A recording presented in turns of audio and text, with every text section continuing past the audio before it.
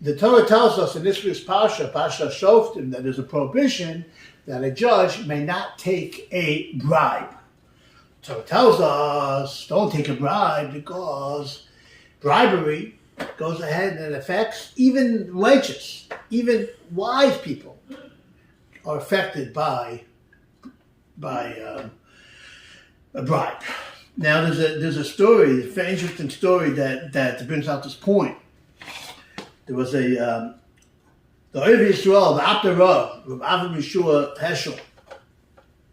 He was the rabbi presiding over a case, and one of the fellows decided, I really want to win. I'm going to somehow get this rabbi to rule like me.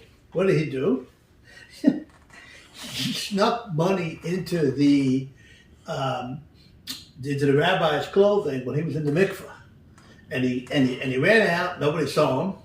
Now, I don't know what he was thinking, because the rabbi didn't know it was him.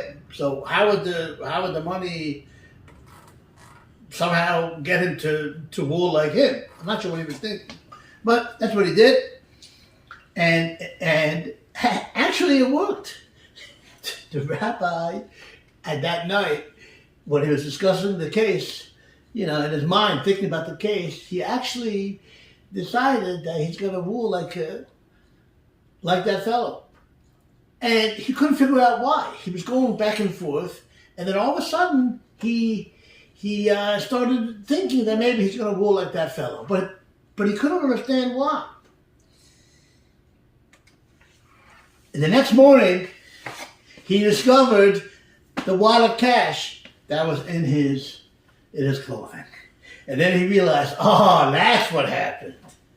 Without even knowing that the money was there, a person can be affected by bribery. Not even knowing who gave it to you, not even knowing that it's there, can affect a person. It's so fascinating.